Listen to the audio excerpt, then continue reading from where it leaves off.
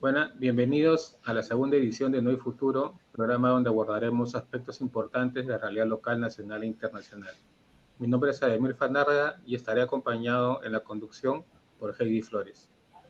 La movilización social contra el gobierno de Dina Boluarte ha dejado un saldo de 60 muertos y un número importante de heridos de gravedad, pero también sensaciones de impunidad y de criminalización de la protesta que involucra a todos los poderes del Estado.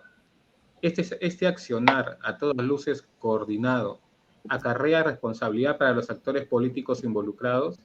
¿Cómo actúa la justicia supranacional en estos casos de evidente violación de los derechos humanos? Para contestar estas interrogantes, hemos invitado a la abogada sanmarquina y profesora de Derechos Humanos, Silvia Sánchez Gómez, quien gentilmente ha aceptado participar de esta conversación. Silvia, buenas noches. ¿Qué tal? Buenas noches, Ademir. Buenas noches, Heidi. Muchas gracias por la invitación. Agradezco justamente tener estos espacios para poder discutir con ustedes, dialogar un poco con ustedes sobre lo que está pasando en el país. Y pues en medio todavía de la, digamos, permanente crisis que tenemos, responder y quizás comentar algunas cosas que son de relevancia actualmente, ¿no? Eh, Sobre lo que dices, Ademir, definitivamente los actos de la presidenta de la República, así como los actos de los ministros, y no solamente de estos, sino también los actos de quienes tengan cargos funcionales, como por ejemplo los jefes de la Policía Nacional del Perú,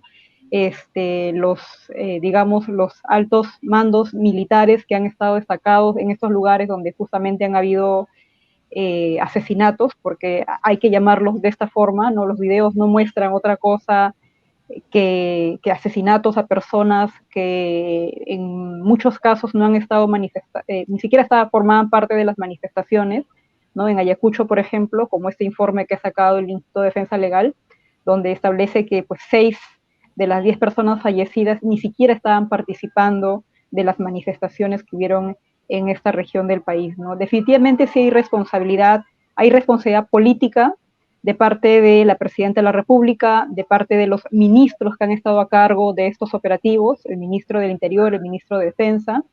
Hay responsabilidad penal también, no lo digo yo, no, yo soy especialista en derecho constitucional. Bueno, y para precisar, no soy profesora de derechos humanos, en realidad soy ahora ex docente, digamos, ¿no? He estado algunos años enseñando en la universidad, pero ahora no, por lo menos este año, no lo sé, no sé si voy a dictar cursos o no, pero hay responsabilidad penal, entiendo yo, según lo que he estado escuchando de algunos académicos penalistas, de algunos abogados penalistas que hacen referencia al tema, ¿no? Estableciendo justamente digamos, los tipos penales sobre los cuales girarían las responsabilidades de estas personas, pero también hay responsabilidad administrativa, ¿no? La Inspectoría de la Policía, por ejemplo, es uno de los órganos que administrativamente está en la competencia y en la facultad de investigar justamente los abusos y las arbitrariedades en las que ha incurrido la Policía Nacional del Perú en cada una de estas manifestaciones, en cada uno de estos actos, pues donde justamente han participado efectivos de la Policía Nacional del Perú, ¿no? Imagino que el Ministerio de Defensa también tiene un órgano de control interno respecto a abusos o arbitrariedades que puedan cometerse, ¿no? Más allá de que definitivamente todos estos hechos, y un poco ligando al tema de la discusión de esta noche, que es justamente los derechos humanos y el derecho a la protesta, ¿no?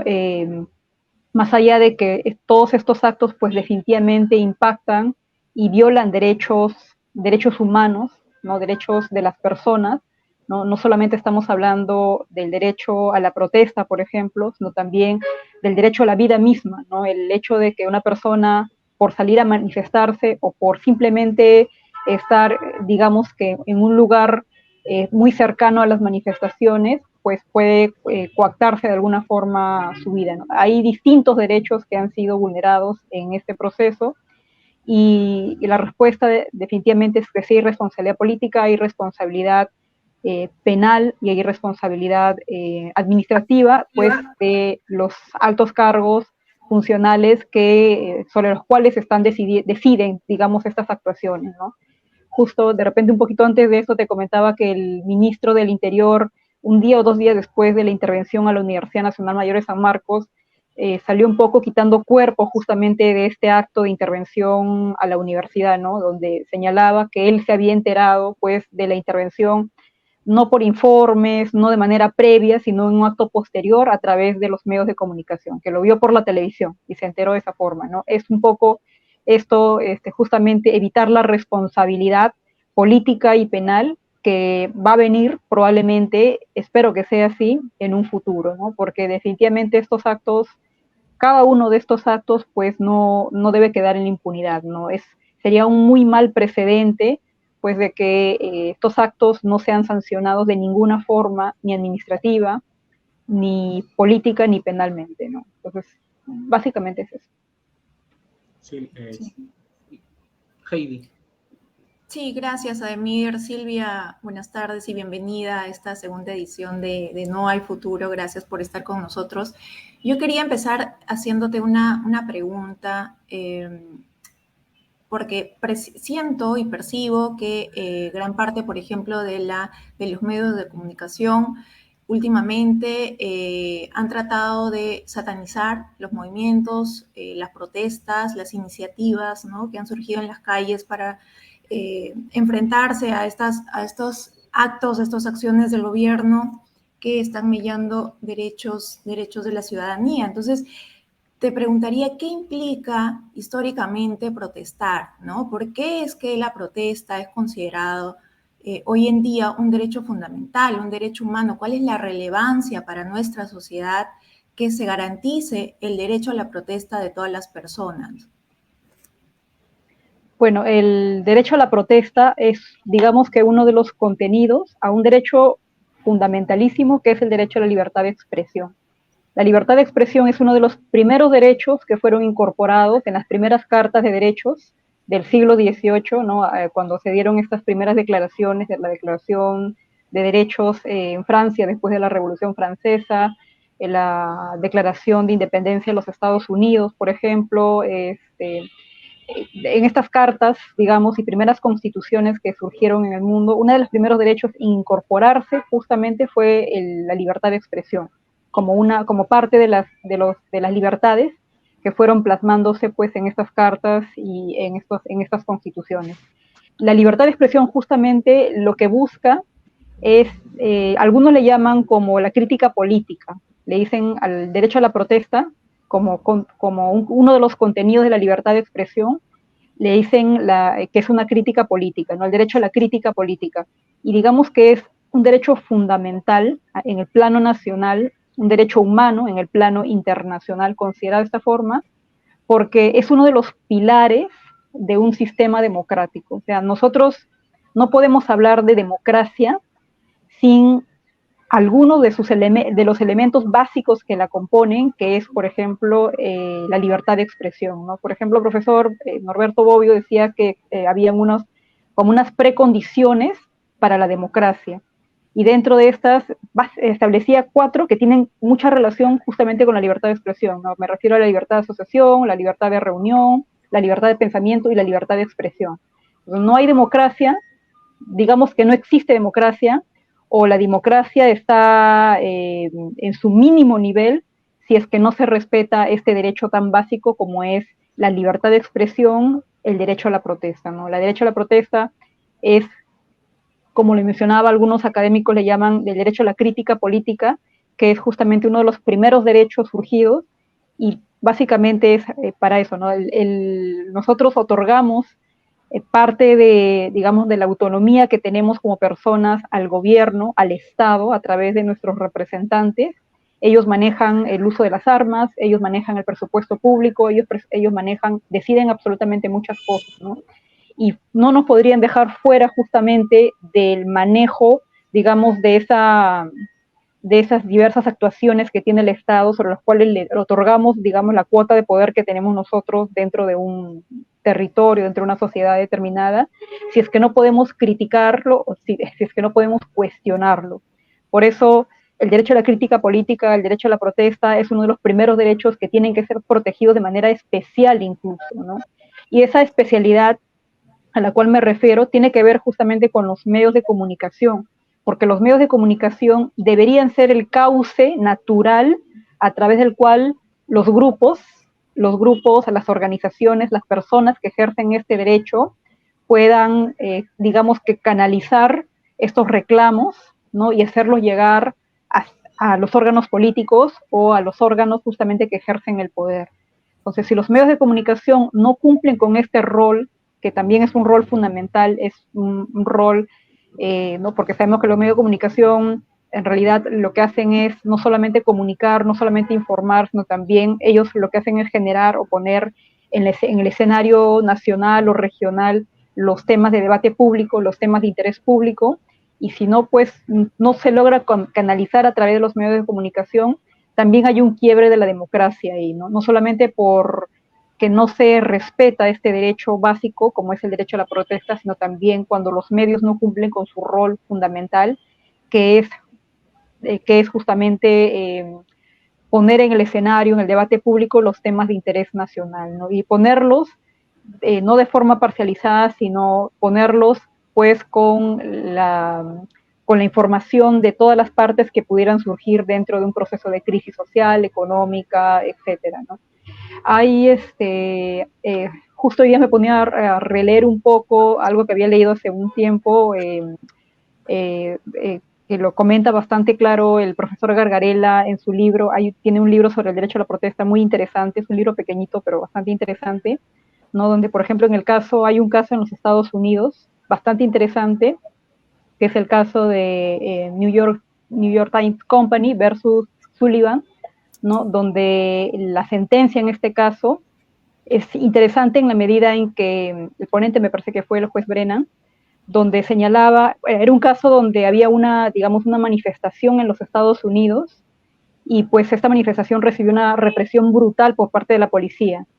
Y al día siguiente de la represión, digamos que los dirigentes de estas manifestaciones publicaron un comunicado, una carta en un medio de comunicación como es el diario New York Times, ¿no? Señalando pues que la policía había sido muy represora, y dentro de toda esa información había, digamos que alguna información que no era inexacta, digámosle que podría ser falsa, ¿no? Por ejemplo, la cantidad de heridos que hubieron realmente. Entonces, el jefe de la policía, en este caso, hizo una querella en contra de esta difusión de esta carta, de esta comunicación, señalando pues que lo estaban difamando, que se le estaba difamando, y por lo tanto que no correspondía, digamos, ¿no?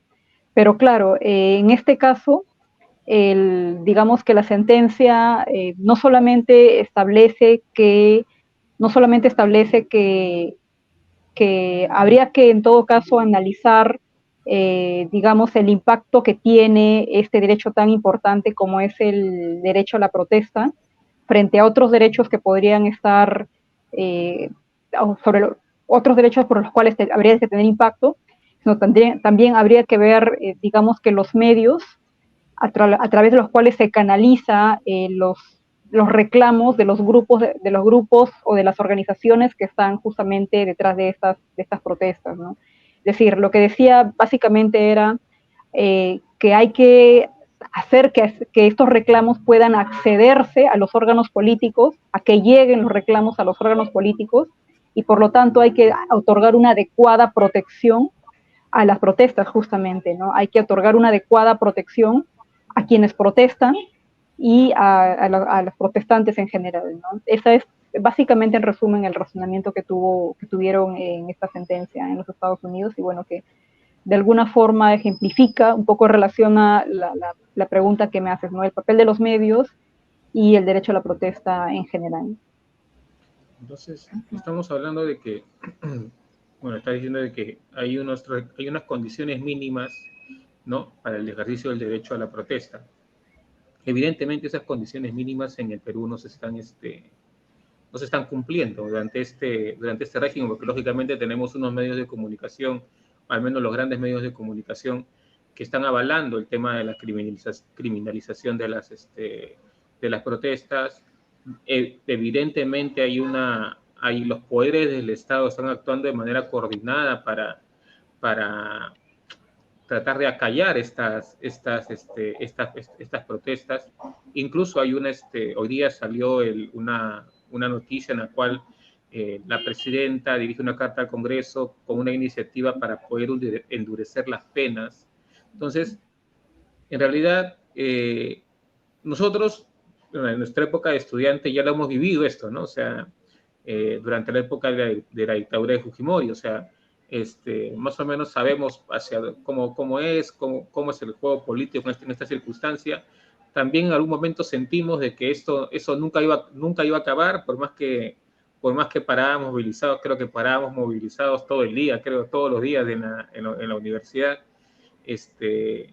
Y por eso mi pregunta más que como constitucionalista, como constitucionalista, como parte del movimiento de derechos humanos que hemos estado en la calle durante prácticamente más de 20 años, ¿no? Más de 20 años. ¿Qué sientes tú ante esta situación que se repite, ¿no? en el Perú? Bueno, yo lo que veo es justamente un poco de lo que señalas, Ademir. Yo no veía el nivel de represión que hay hoy en día en el Perú hace 20 años, justamente, ¿no? Nosotros, sí, claro, formamos parte de esta generación que justamente terminó en el año 2000 con la dictadura. Formamos parte de estas protestas legítimas en contra de una dictadura que menoscababa diversas libertades en nuestro país, el derecho a la vida también, el derecho a la protesta, entre otros derechos. Yo no veo el nivel de represión que hay hoy en día. No he visto, por lo menos en los últimos 20 años, el nivel de represión, salvo en los años 90. O sea, el nivel de represión y el nivel de criminalización de la protesta que hay hoy en día es muy similar a la que ha habido en los años 90 durante la dictadura de Alberto Fujimori, ¿no? Yo no he visto durante el gobierno, es cierto, han habido muertes, ¿no? Han habido manifestaciones, siempre hay manifestaciones con legítimos reclamos, donde lamentablemente en algunos casos fallecen algunas personas, por ejemplo el caso Conga, entre otros, digamos, entre otras protestas o reivindicaciones que tiene nuestro país, pero hoy en día, por ejemplo, lo que se ve es casi a diario que existe una política desde el gobierno, desde el Congreso de la República, avalada también por otras instituciones del Estado, lamentablemente así, me refiero directamente, por ejemplo, en el caso de la Fiscalía de la Nación, algunos fiscales que están viendo estos casos, por ejemplo, de manifestantes, de protestantes, o incluso el Poder Judicial, ¿no? El nivel de criminalización de la protesta y el nivel de una interpretación digamos, de menoscabar los derechos, ¿no? Tratando de conseguir algunos fines, pues, que son distintos a los que la mayoría en el país, imagino yo, pretendemos, ¿no? Que es bastante difícil y complicado, ¿no? Yo cada vez que voy a redes sociales porque sé que los medios no me van a dar la información imparcial que uno necesita, entonces veo redes y trato de ver periodismo independiente, por ejemplo, cada día sale una noticia nueva, como el día de hoy. Tú dices, la Presidencia de la República el día de hoy ha mandado un documento al Congreso, un proyecto de ley para que el Congreso de la República agrave las penas de algunos tipos penales en el marco de manifestaciones, en el marco de un estado de emergencia, me parece que es, ¿no? Por ejemplo. Entonces, a eso me parece que es totalmente antidemocrático. Es totalmente antidemocrático, es, digamos, que una forma de criminalizar las protestas, definitivamente. Es algo que viene hace algunos años, que se dio de manera, digamos, muy solapada, ¿no? En algún momento incorporaron, por ejemplo, el tema de los bloqueos de carretera como dentro del tipo extorsión, ¿no? Para grabar justamente estos hechos. Pero hoy en día, por ejemplo, eso lo vemos casi a diario, ¿no? Casi a diario estamos viendo noticias de que el Congreso está tratando de criminalizar la protesta, se detienen a las personas de manera injusta, de manera arbitraria, ¿no? Cada una de estas manifestaciones que nosotros vemos, por ejemplo, en Lima, los videos que hemos visto, por redes sociales, por los medios, donde la policía detiene, por ejemplo, a una persona simplemente por ondear una bandera de color blanco y negro, pues es una forma evidente frente a la cual uno observa pues de que se está restringiendo la libertad de una persona de manera arbitraria, ¿no? Y ante un hecho así, la Fiscalía, el Poder Judicial deberían actuar inmediatamente, ¿no? La fiscal que ve una situación así, lo que debería hacer es ordenar inmediatamente la libertad de una persona como esta, ¿no? Pero no lo hacen, siguen el procedimiento.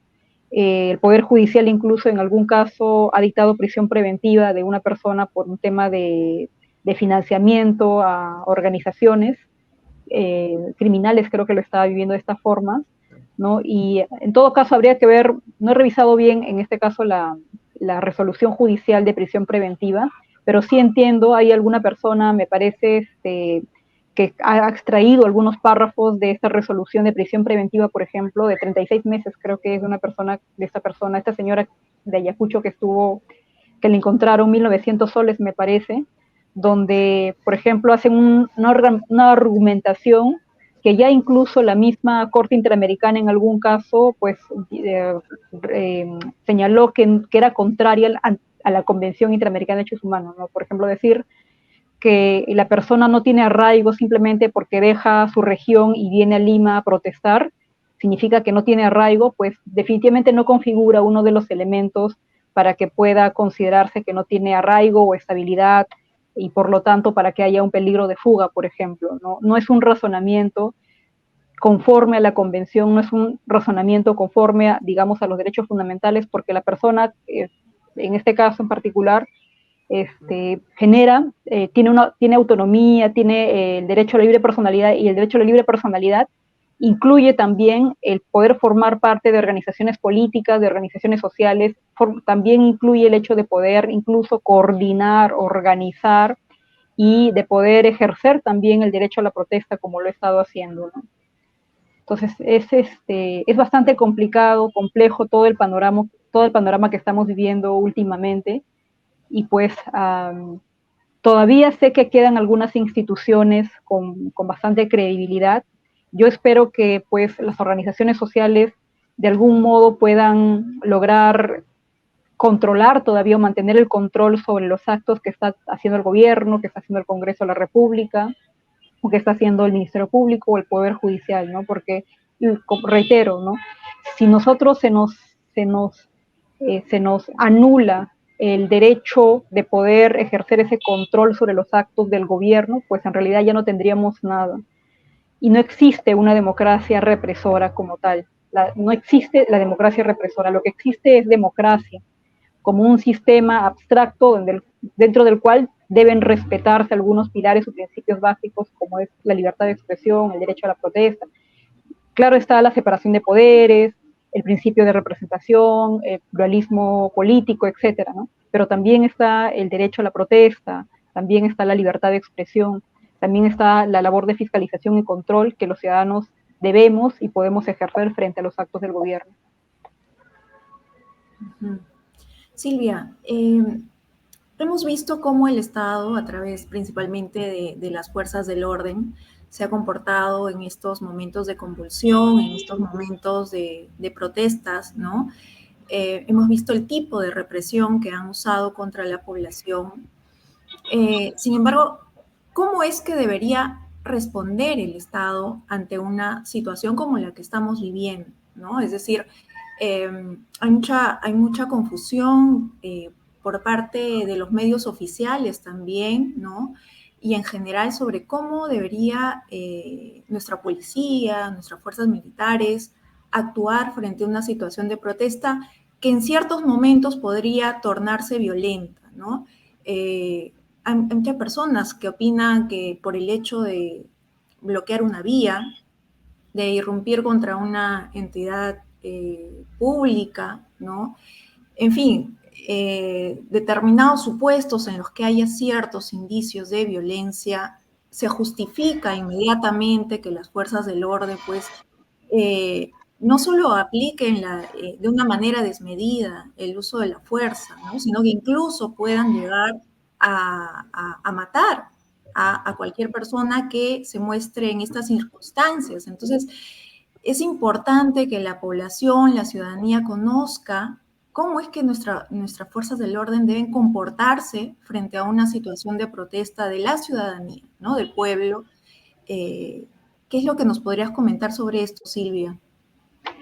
Yo entiendo que tanto la Policía Nacional del Perú como el sistema militar tienen directivas, tienen reglamentos, tienen manuales de actuación frente a situaciones como estas. Me refiero a protestas, a manifestaciones. Existen directivas, existe el reglamento de la Policía Nacional del Perú, existe el manual de uso de la fuerza de la Policía Nacional del Perú, existen directivas. Hace poco, por ejemplo, hace unos días, me parece que fue el 16, se modificó incluso el reglamento del uso de la fuerza de los militares dentro de estados de emergencia, ¿no? Y dentro de todos esos reglamentos existen dos principios básicos que también son acogidos dentro del sistema constitucional, dentro del, digamos, del marco de los derechos fundamentales, ¿no?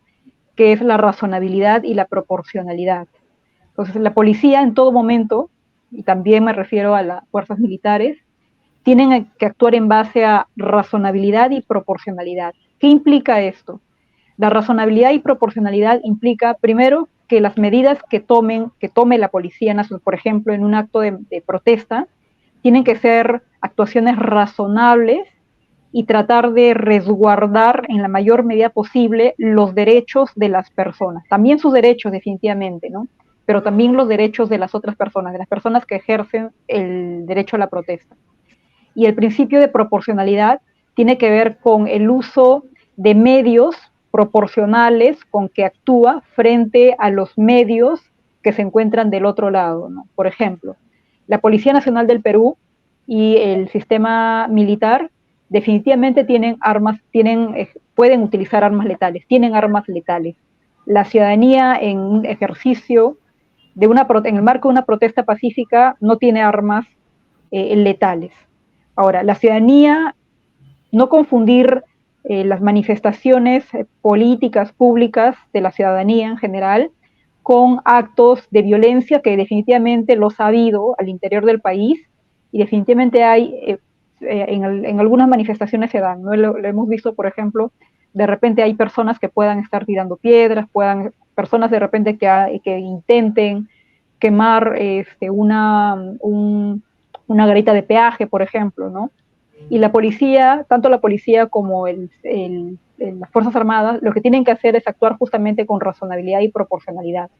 Si estas personas no tienen un arma de fuego, si estas personas no tienen, no existe el peligro inminente, real, no hipotético, no supuesto, real, inminente, de causar lesiones a la Policía Nacional del Perú o incluso de limitar, digamos, su derecho a la vida de la Policía Nacional de Perú. Solo en esos casos podría utilizar, digamos, las armas letales.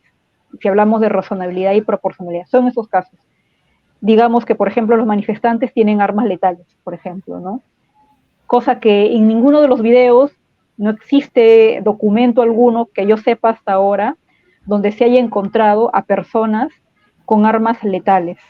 No se ha encontrado, por lo menos que yo sepa, no se ha encontrado manifestantes, personas que hayan formado parte de las manifestaciones, ¿no? O que hayan ejercido algún acto violento con armas letales.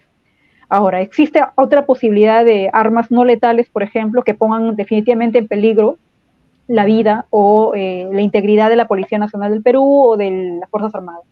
En esos casos también existe el manual de la policía, las directivas, los reglamentos, que establecen que también tienen una actuación determinada. Y esa actuación indeterminada no significa en ningún caso quitarle la vida a la otra persona. No significa, por ejemplo, disparar en una parte, porque ellos tienen una preparación previa a actuaciones como estas, no disparar en alguna parte del cuerpo donde no genere una mayor lesión, por ejemplo, pierna, etcétera.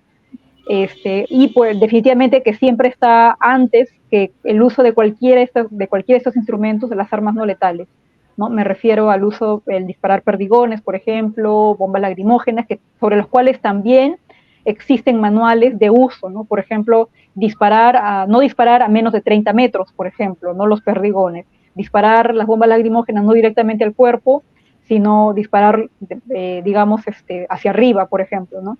Pero hemos visto en muchos de estos videos que lamentablemente la Policía Nacional del Perú y el sistema del ejército, ¿no? De las Fuerzas Armadas tampoco han cumplido, lamentablemente, estos manuales, no están cumpliendo estos manuales. Y claro, uno se pregunta, ¿pero qué pasa, no? ¿Por qué hay es como si hubiera una política general de no solamente de avalar actos como estos, porque definitivamente el gobierno, el Congreso, la República, no hay el gobierno que es el responsable, digamos, político, la Presidenta de la República es la jefa de las Fuerzas Armadas y la Policía Nacional de Perú, no está impulsando ningún acto de investigación contra estas personas. Entonces uno se pregunta, ¿qué pasa con esos sistemas sobre los cuales forman el brazo, digamos, el brazo de seguridad, el brazo armado del Estado, ¿no? Del gobierno, que es la Policía Nacional del Perú y el sistema militar? ¿Qué pasa con estas dos instituciones, ¿no? Lamentablemente hay una mala formación, ¿no? Lo estamos viendo, hay un problema estructural, sistemático, de mala formación. Ya se viene señalando desde hace muchos años que el sistema policial militar requiere de reformas estructurales, y que esto no viene desde este periodo, viene en realidad desde hace muchos años atrás, ¿no? Es algo que incluso por ahí he leído que se mantiene todavía una estructura jerarquizada de considerar a quienes protestan, a quienes se manifiestan, como los hostiles, los grupos hostiles, así se les llama, por ejemplo, ¿no? Cuando estamos hablando de una situación de guerra, por ejemplo, se les llama los grupos hostiles, cosa que no es para nada así, ¿no? Los manifestantes, los que salimos a manifestarnos, las personas que se manifiestan, ejercen el derecho a la protesta, no son grupos hostiles, son ciudadanos que están ejerciendo un derecho. Si hay actos de violencia, la Policía Nacional del Perú y el Ejército tienen que aplicar los manuales de procedimiento, los reglamentos que tienen de manera razonable y de manera proporcional. Si no lo hacen, tienen que ser sujetos a investigación administrativa, pero también de investigación penal, ¿no? La Fiscalía, el Ministerio Público ya ha abierto investigación en algunos de estos casos, sabemos, ¿no? Que están andando de forma lenta, ¿no? Pero fíjense que en realidad es un tema que requiere de una reforma policial a profundidad, una reforma estructural bastante grande, pues que, no sé, es volver a replantearse todo lo que tenemos en la policía, desde el ingreso que tiene pues una persona dentro de las escuelas técnicas, ¿no? Que no siempre incluso el obedecer, ¿no?, el principio de jerarquía dentro del sistema tiene que ser lo que manda la Constitución, ¿no? Porque hemos visto, por ejemplo, cómo cuando interviene San Marcos o cuando la policía detiene a las personas, lo primero que hace es violar el derecho fundamental a la defensa. No permite a los abogados que ingresen a defender a estas personas, ¿no?, que son detenidas. Y, por ejemplo, ese mismo acto, definitivamente a lo que conlleva es la violación de su derecho a la defensa, la violación de otros derechos más que van a surgir a continuación de esta, ¿no? Y que definitivamente requieren pues de una reforma, de una reforma policial estructural que no parte de modificar manuales, como lo ha hecho hace poco el gobierno con este manual que indico sobre el uso de la fuerza por el sistema militar en periodos de emergencia, la semana pasada. No requiere de estas reformas, sino que las reformas tienen que ser mucho más profundas.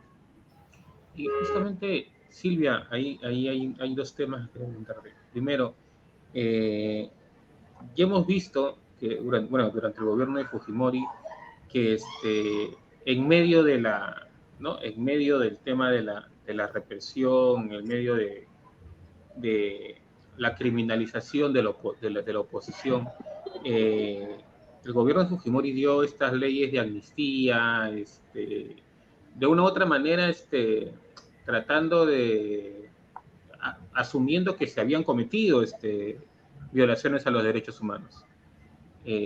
Y ahora vemos lo mismo, ¿no? Hace poco el partido Renovación, ¿no?, de Renovación, el partido del alcalde de Lima, cuando fue a visitar a hacer la entrevista con la presidenta, propuso el tema de una amnistía, ¿no? Pero se dieron cuenta del error y tuvieron que al día siguiente enmendar la plana. Incluso ahora creo que están rectificando incluso el tema de los manuales, de la legislación que tiene que ver con la policía para que puedan disparar al cuerpo, o sea, tratando de crear un ordenamiento, digamos, que aplaste la protesta, ¿no? Porque, a ver, en nuestra época, bueno, salíamos a protestar, bueno, te podrías correr el riesgo de que te secuestre el Grupo Colina o el grupo, el Comando Rodrigo Franco, ¿no? Alguno de estos grupos paramilitares, ¿no? Pero ahora lo que está pasando es que nos están matando en la calle, ¿no? O sea, ni siquiera es un tema de paramilitares, de esos temas, sino es un tema directo, o sea, nos están matando en la calle. Y es un tema que, ¿cómo se llama? Que sorprende, es una variación respecto a lo que está pasando. Claro, dirán, pero ya pasó en Conga, ya pasó en otros procesos de lucha, pero esta vez se está viendo a gran escala, ¿no? O sea, prácticamente 60 muertos en prácticamente 2 meses de gestión es algo, es algo que aterra. Lo segundo es el tema de la institucionalidad, ¿no? Tú eres parte de una de las instituciones del Estado, pero nosotros vemos que la institucionalidad, las instituciones del Estado están cayendo en una suerte de deslegitimidad, ¿no? Que hace peligrar la existencia propia del mismo Estado. Entonces, ¿qué es lo que tú piensas respecto a esta idea de legitimación del propio Estado, de su propia acción, de seguir sosteniendo tanto el Congreso como el Poder Ejecutivo, de seguir sosteniéndose y de prácticamente no dar el brazo a torcer en el tema de lo que pide gran parte de la población, que es en el tema de adelanto de elecciones? Sobre lo primero, Ademir, sobre las amnistías, solamente hacer una precisión: quien otorga las amnistías en el Perú es el Congreso de la República, ¿no? Cuando el Grupo Colina fue amnistiado, lo hizo justamente el Congreso de la República en los años 90. Y parto de esto: el presidente sí da indultos, pero el Congreso sí es, digamos, el facultado, el competente para dar amnistías, ¿no? Y claro, en los años 90 se amnistió al Grupo Colina y se les liberó justamente de la responsabilidad penal que tenían de alguna forma este grupo, estas personas, ¿no? Pero de ahí, vinculándolo un poco con la labor de las instituciones que tenemos en el país, ¿no? Las instituciones del Estado tienen una labor bastante importante de controlar justamente las actuaciones de los otros poderes que hay en el Estado, ¿no? Es decir, nosotros necesitamos de instituciones del Estado que sean instituciones independientes, que sean autónomas, que sean instituciones fuertes, instituciones que puedan controlar el desborde o las actuaciones irregulares o que vayan en contravención de la Constitución, de las leyes o de las normas del Sistema Interamericano de Derechos Humanos. Y, por ejemplo, esto deberían hacer las instituciones justamente que parten del sistema de justicia en el Perú, ¿no? El caso, por ejemplo, de la amnistía que se le dio al Grupo Colina, ¿no? El Congreso aprobó la amnistía del Grupo Colina en los años 90, pero cuando hubo un caso que llegó justamente cuando se inició un proceso penal contra Martín Rivas, por ejemplo, hubo una jueza que justamente aplicando, pues, digamos que lo que ya había dicho ya el sistema, lo que estaba diciendo el sistema convencional de derechos humanos, lo que hizo fue control difuso en ese caso y inaplicó esta norma. Creo que fue una resolución legislativa porque se aprueba en el Congreso, inaplicó la resolución legislativa de amnistía de Martín Rivas y continuó con la investigación del caso en el proceso penal, dentro del proceso penal, ¿no? Y, por ejemplo, digamos que es una jueza que de alguna forma pudo representar justamente esta institucionalidad o este sistema de control que deben tener nuestras instituciones que forman parte del sistema de justicia, ¿no? Que el día de hoy, por ejemplo, lamentablemente no lo estamos viendo, por lo menos de la forma en la cual tendría que darse según nuestra Constitución, según el sistema de separación de poderes, que forma parte también del sistema democrático, ¿no? Según el sistema de controles que debe haber dentro de todo Estado. Lamentablemente no lo estamos viendo, ¿no? Es decir, tenemos, por ejemplo, un ministerio público que en lugar de pues ejercer, digamos, un control sobre las actuaciones de la Policía Nacional del Perú, por ejemplo, en estos casos donde ya han habido denuncias, y de acelerar estas investigaciones, ¿no? Que es muy importante, porque es importante justamente digamos que las primeras semanas, los primeros meses después del hecho delictivo, del presunto hecho delictivo, ¿no? Es importante porque sabemos que incluso el sistema policial, el sistema militar, lo que trata es de ocultar la información, de no dar a conocer esta información, ¿no? Ahora hemos visto, creo que estos días está saliendo resoluciones del Tribunal de Transparencia y Acceso a la Información Pública del Ministerio de Justicia, ¿no? Está emitiendo resoluciones donde ordena justamente a la Policía Nacional de Perú que emita los manuales o los informes de estos planes operativos que se usaron justamente en lugares como Ayacucho, Lima, etcétera, etcétera. Entonces, por ejemplo, eso me parece bastante importante. Proteger ahora mismo al Tribunal de Transparencia y Acceso a la Información Pública, porque está cumpliendo con su papel, está desempeñando con el papel que le asignan las normas dentro de nuestro sistema, dentro de nuestro ordenamiento jurídico, ¿no? Y también que forma parte de los principios que están en la Constitución, que es el de controlar las actuaciones digamos que de los otros poderes o de las otras instituciones que tiene el Estado. Entonces sí, definitivamente que ahorita las actuaciones que tienen digamos, los órganos que integran el sistema de justicia se encuentran deslegitimados, ¿no? Justamente por las actuaciones que estoy comentando, ¿no? El presidente del Poder Judicial contrata como jefe de gabinete de asesores a quien fue primer ministro de la Presidenta de la República y quien también pues formó parte de las primeras muertes que hubieron en las primeras manifestaciones en el país en el mes de diciembre del año pasado, ¿no? No es algo que definitivamente genere una sensación de que el Poder Judicial va a garantizar justamente que las investigaciones sean correctas, que no sean arbitrarias, que no sean irregulares, ¿no? Más bien lo que nos da a entender es que va a ser todo lo contrario. Y eso definitivamente delegitima, las actuaciones que puede tener el Poder Judicial, las actuaciones que puede tener el sistema de justicia, ¿no? Y eso impacta también en el sentir de las personas que siguen movilizándose hoy en día y que todavía se genere esta mayor, digamos, nivel de porcentaje de descrédito, deslegitimación que tiene no solamente la Presidenta de la República, sino también el Congreso de la República y estas instituciones que forman parte del sistema de justicia.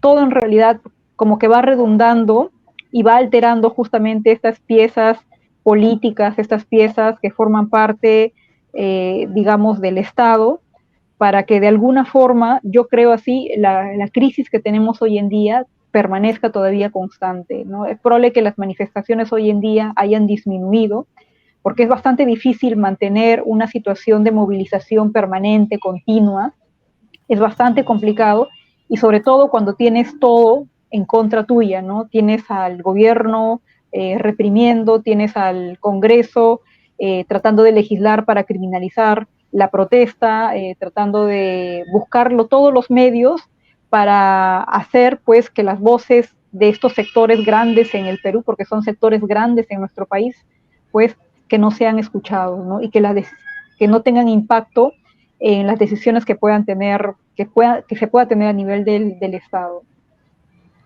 Silvia, yo quiero hacerte una consulta, una pregunta, justo a raíz de lo que comentas sobre la deslegitimación por la que están atravesando nuestras diversas instituciones del sistema de justicia, ¿no? Y justamente, no sé si como producto de una presión social, el Ministerio Público se vio movido a iniciar una investigación por genocidio a Dina Boluarte, al presidente del Consejo de Ministros, a los titulares del Interior y Defensa, ¿no? No solo por genocidio, sino por homicidio, ¿no? Entonces, Pero aparentemente este proceso más parece un saludo a la bandera porque no, hasta ahora no hay resultados de esa investigación, ¿no? Entonces, yo quisiera saber para ti cuán factible es que se demuestre que efectivamente aquí ha habido un genocidio, un homicidio por parte de estos representantes nuestros, ¿no? Que están siendo investigados por el Ministerio Público. En todo caso habría que distinguir un poco, porque hablar de genocidio, por ejemplo, es digamos que es una nomenclatura que lleva dentro de esta algunos caracteres especiales y algunos elementos, ¿no? Por ejemplo, se habló de genocidio, por ejemplo, en diversas partes del mundo, cuando se formaron estos tribunales ad hoc para investigar a políticos, expresidentes o ex primeros ministros de determinados países, ¿no? De arrasar pues con una población determinada de acuerdo o en razón a algo, ¿no? En razón a la etnia a la cual pertenecían, etcétera, ¿no? En el caso peruano, tengo entendido yo que básicamente se les está procesando, o la denuncia que se está haciendo es básicamente por homicidio. Entonces, claro, y a nivel del plano internacional también está la incorporación de estas otras nomenclaturas de crímenes, por ejemplo, contra los derechos humanos, ¿no? O crímenes de lesa humanidad, por ejemplo, que definitivamente ayudan a definir, por ejemplo, que los derechos no prescriban, ¿no? Porque ya hay convenciones, ya hay tratados, ya hay pronunciamientos que van en ese sentido, ¿no? Que actos calificados como homicidios de parte de los órganos políticos o de representantes políticos de alta jerarquía, pues las actuaciones que puedan tener estas, por ejemplo, en relación a estos tipos penales, sean calificados como crímenes de lesa humanidad o violaciones contra los derechos humanos, a fin de que estos no prescriban, ¿no? Y que siempre puedan ser perseguidos. Entonces, definitivamente que el Ministerio Público tiene un papel relevante en todos estos hechos, porque el Ministerio Público es quien debe garantizar la legalidad de las actuaciones en general de las personas dentro de nuestro país, ¿no? Es quien hace la denuncia, es quien investiga en una primera etapa, y entiendo que hay etapas procesales dentro del Ministerio Público, dentro del sistema judicial también, pero claro, dentro de estas investigaciones sí resulta importante pues que los fiscales que están encargados, las fiscalías que están encargados, creo que es la Fiscalía de Derechos Humanos, una de las fiscalías que está viendo estos temas, pues que justamente tengan a la mano el poder garantizar pues el que logren recabar la mayor información posible, ¿no? Justamente teniendo estos planes, estos operativos, estos manuales, las relaciones de personas de efectivos policiales o efectivos militares que participaron en cada una de estas manifestaciones, para poder tener, digamos, la información más clara y para que pues haya un juzgamiento debido, no haya un debido proceso, haya un juzgamiento debido y puedan hallarse las responsabilidades que correspondan. Sabemos que los procesos penales en general duran años, lamentablemente, que algunos quedan en el archivo, que muchos casos quedan en la impunidad, sobre todo si es que son actos que vienen del poder político, ¿no? Hemos visto que lamentablemente son muy pocos los que han sido sancionados penalmente, por ejemplo, en el periodo de los 90, me refiero a personajes que cometieron estos crímenes, que cometieron estos delitos, pero definitivamente el Ministerio Público tiene un papel relevante en esto, ¿no? Y digamos que también hay una falta de credibilidad del Ministerio Público, porque hemos visto a quien representa en máxima instancia el Ministerio Público, que es la fiscal de la Nación, por ejemplo. Hasta el año pasado ella misma salía, cuando el presidente de la República, por ejemplo, era Pedro Castillo, ella salía, por ejemplo, en los medios de comunicación, salía en comunicados de prensa, me parece con la Junta de Fiscales, con la plana mayor de la Fiscalía, salía dando comunicados de prensa señalando, por ejemplo, de que sí van a investigar al presidente de la República, de que procede la investigación, de que la interpretación que han realizado ellos es que no requieren de tal o cual acto según la Constitución y por lo tanto van a proceder a investigarlo, etcétera, ¿no? Pero no vemos, por ejemplo, que hoy en día la misma fiscal de la Nación salga de la misma forma en que salía el año pasado, pues dando comunicados de prensa, o al menos presentándose para dar ni siquiera el pésame a las familias que perdieron a personas en el marco de estas protestas, ¿no? Es decir, ni siquiera digamos que ese gesto de que te podría dar a entender que existe una garantía de que el Ministerio Público, de que la Fiscalía va a actuar conforme a sus facultades, conforme a derecho, conforme a la Constitución, para poder llevar adelante unas investigaciones que logren concretar justamente en aclarar lo que pasó durante estos procesos, estos actos, ¿no? Nuestro derecho a la verdad, el derecho a la verdad de la sociedad, de conocer qué es lo que pasó, quiénes actuaron en estas manifestaciones, ¿no? Quiénes tuvieron armas en estas manifestaciones y quiénes finalmente son los responsables directos, mediatos e inmediatos de cada uno de estos actos que terminaron con la vida pues de más de 40, 50 personas que fueron los que directamente estuvieron ligados a las manifestaciones. Entonces, Silvia, resumiendo un poco la conversación, estamos prácticamente supeditados a actos de valentía de algún juez, de algún fiscal, de algún órgano, de algún órgano autónomo, para poder detener esta oleada de criminalización de la protesta social. Estamos en una situación, en materia de derechos humanos, estamos en una situación bastante complicada y difícil, ¿no? Para el ciudadano común, ¿no? Que prácticamente está indefenso ante esta política coordinada, ¿no? Entre el ejecutivo, legislativo, fiscalía, poder judicial. Entonces, ¿qué nos queda? O sea, por eso, y vuelvo a la pregunta, ya no te hago la pregunta como profesora ni como abogada, sino como persona. O sea, ya a estas alturas, ¿qué nos queda hacer? Y bueno, y también primero quisiera que nos hagas esa reflexión.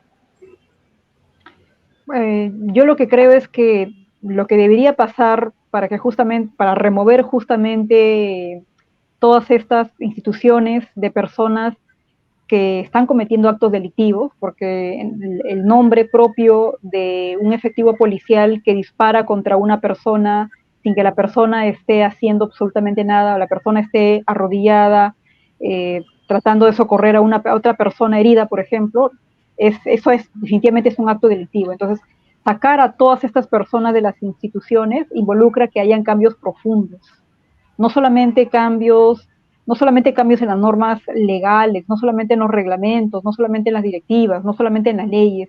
Los cambios profundos que requerimos provienen, yo creo, desde la misma Constitución. Es como si la casa en la cual vivimos, por ejemplo, estuviera derrumbándose, tuviera rajaduras por todos lados, ¿no? Estuviera derrumbándose, tenga rajaduras, estuviera cayéndose poco a poco, y yo sé que de repente en un terremoto, que podría asimilarlo con una crisis, por ejemplo, en un terremoto o en una fuerte lluvia, por ejemplo, una fuerte ventisca en el lugar donde vivo, va a hacer que se caiga todo esto.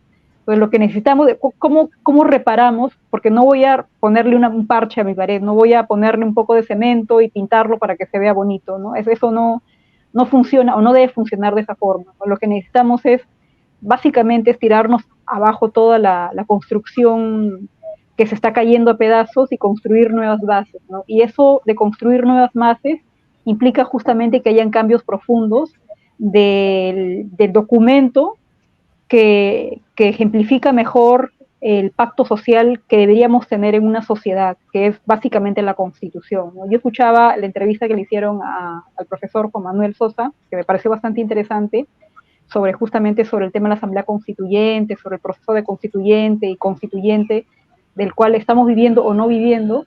Me parece interesante porque justamente la Constitución, digamos, este documentito es el documento más importante que tenemos en el país.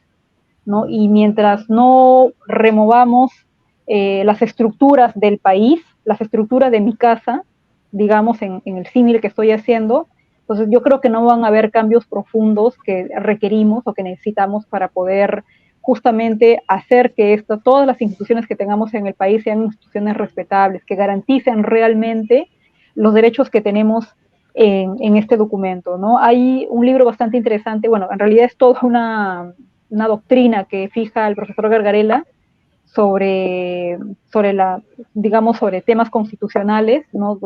Creo que nos habla esto en la Sala de Máquinas de la Constitución, que es un libro bastante interesante, donde, por ejemplo, él dice algo interesante, ¿no? Dice, nuestras constituciones en Latinoamérica están plagadas de derechos fundamentales, tenemos muchos derechos, tenemos muchos reconocidos muchos derechos, ¿no? Pero la parte de la Constitución que se ha mantenido, digamos, atrasada en el tiempo, con casi sin reformas, casi sin cambios, ¿no? Mantenidas desde hace 200 años de nuestra república, es la parte orgánica de la Constitución, la parte que justamente regula el sistema, la estructura del poder, de los poderes del Estado, ¿no? El sistema de separación de poderes, el sistema de control de poderes, y a eso le incrementaría también el aspecto económico, la constitución económica que tenemos, por ejemplo, en el país, ¿no? Donde, a mi modo de entender, hay muchas cosas que cambiar, no solamente en la constitución económica, sino también en la parte orgánica de la constitución. Entonces, hacer reformas profundas, claro, no podemos cambiar a las personas.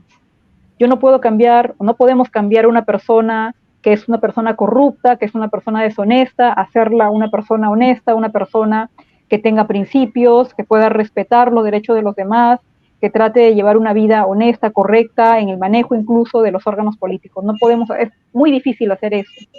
Pero lo que sí podemos ir cambiando justamente es la base, son las estructuras sobre el cual se forjan, digamos, los poderes que tenemos en el país, el sistema de controles que tenemos en el país, el sistema de participación que tenemos en el país, el sistema de partido que tenemos en el país, los principios democráticos que tenemos en el país, ¿no? Para poder justamente tratar de garantizar de alguna forma que tengamos instituciones un poco más honestas, instituciones que garanticen justamente los derechos que se encuentran en la Constitución y que puedan garantizarnos pues que haya mejores niveles de igualdad, haya respeto frente a otras personas, hayan algunas cosas más que lo necesitamos urgentemente en el país.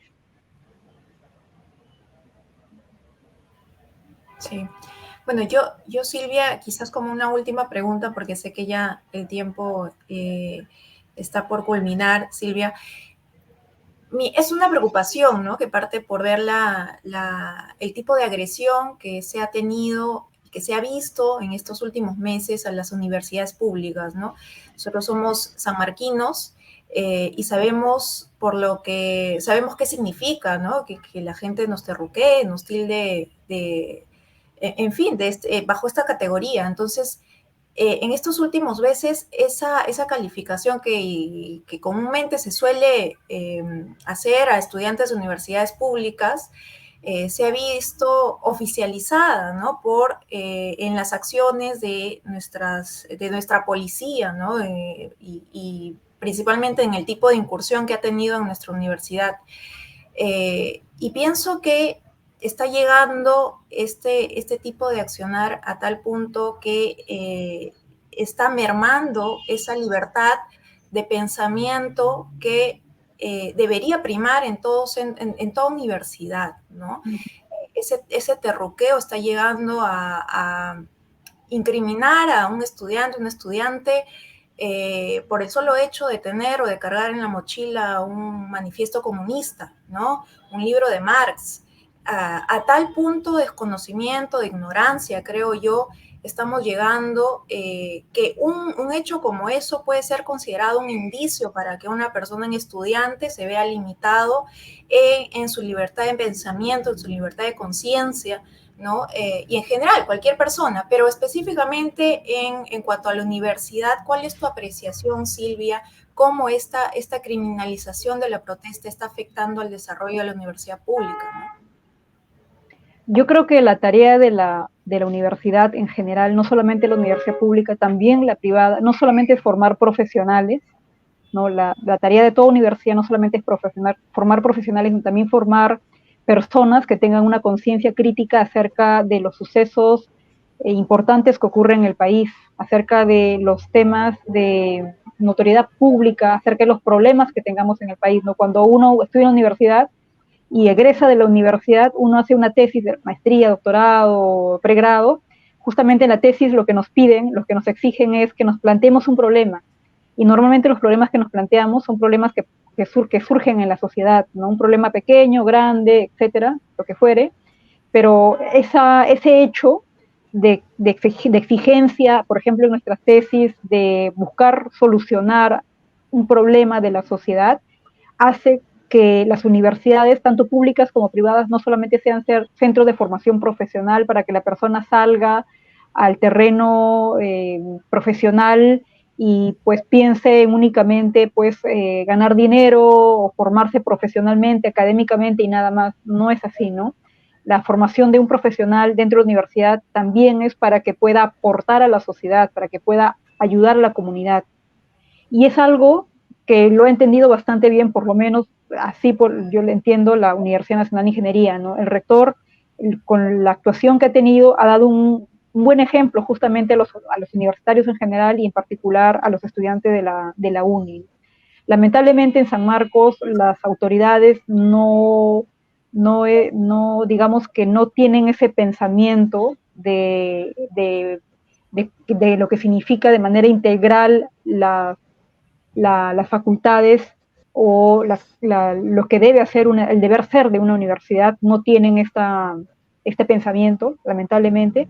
Pero sí, claro, la criminalización de la protesta, el hecho de que estudiantes de la Universidad Pública San Marcos, por ejemplo, nos digan tirapiedras, nos digan que somos violentistas o terroristas, por ejemplo, forma parte de un discurso que se ha venido trabajando en el país justamente para criminalizar todo aquello que no forma parte digamos, de opiniones que puedan aportar a los privilegios de las élites que están manejando el país, digamos, de los poderes económicos, poderes fácticos que hay en el país. Entonces, lo que hacen justamente estos poderes fácticos, llámese aporte con apoyo de los medios de comunicación, con apoyo de las mismas instituciones públicas, Policía Nacional del Perú, el sistema militar, el mismo gobierno, etcétera, empiezan a crear estos discursos, estos discursos justamente que generan criminalizar o menoscabar o reprimir o anular justamente los derechos que tenemos las personas, no solamente la libertad de pensamiento, libertad de expresión, libertad libertad de la protesta, ¿no? Para acallar justamente los reclamos que podrían poner en peligro, ¿no? los privilegios que tienen estos poderes que están en nuestro país, ¿no? Entonces, básicamente es un objeto que siempre se ha logrado construir, ¿no? Se quiere mantener, por ejemplo, en el Brain, definitivamente que es un mecanismo el mantener todavía el narcotráfico en el Brain para generar, ya lo hemos visto, ¿no? Para generar que haya una conmoción social, un proceso electoral, por ejemplo, en el país y se produce un suceso de muerte de policía, de muerte de personas, de ataques en el Brain, justamente como parte de esta construcción, de este discurso que logre mantener de alguna forma los privilegios que tienen estos sectores en el país. Bueno, Silvia, ya terminando la conversación, agradecerte una vez más por tu participación. Bueno, siempre es bueno compartir ideas con personas con las que coincidimos en la universidad, pero también coincidimos en las calles, ¿no? Porque ahí bastante tiempo tenemos 20 años, creo, movilizándonos, coincidiendo en las calles, movilizándonos juntos y siempre es importante, pues, intercambiar estas ideas en la medida que vamos avanzando en la vida, vamos avanzando también en el desarrollo de nuestra profesión. Bueno, desearte lo mejor de aquí en adelante y bueno, esperemos pues que la próxima vez que conversemos sea en una mejor circunstancia para el país y sobre todo una mejor circunstancia para las personas que siempre estamos ahí, que siempre estamos en las calles tratando de avanzar en lo que es el tema de ganar derechos para las personas, ¿no? Y bueno, siempre es un gusto compartir contigo y bueno, espero podernos encontrarnos en una próxima oportunidad también. Sí, Ademir, muchísimas gracias por el espacio, por escucharlos, por responder algunas de sus preguntas y pues todavía por seguir, como dices, Ademir, por después de 20 años seguir compartiendo esto, ¿no? Que lamentablemente muchos no los hacen, ¿no? Construyen su vida profesional, construyen su vida académica, que no está mal, está muy bien construir la vida profesional, familiar, académica, pero yo creo que nunca deberíamos perder de vista justamente aquello que nos hace más empáticos, aquello que nos hace ser más críticos con lo que consideramos sea injusto en nuestro país, sea injusto, una situación injusta, ¿no? Entonces, mientras se siga manteniendo eso, yo bastante contenta, alegre de, pues, todavía de mantener algún tipo de contacto contigo, Ademir, de conocerte, Heidi, que no te conocía antes, y pues mantener todo esto siempre, ¿no? Y bien por estos espacios donde pueda discutirse algunos temas como estos que son tan necesarios en el país. Sí, igualmente, Silvia, si me permites, Ademir, solo para cerrar, un gusto poder escucharte y mantener esta conversación, sobre todo recordando la importancia de la mirada desde los derechos humanos, ¿no? Que hoy en día, al menos en nuestro país y en estos acontecimientos, están siendo banalizados, ¿no? Así es que, Silvia, un gusto conocerte, escucharte, y bueno, adelante, Ademir. Bueno, muchas gracias a todos y bueno, será hasta el siguiente programa. Muchas gracias Silvia, muchas gracias Heidi y bueno, ya cerramos el programa. Buenas noches. Buenas noches. Buenas noches. Chao.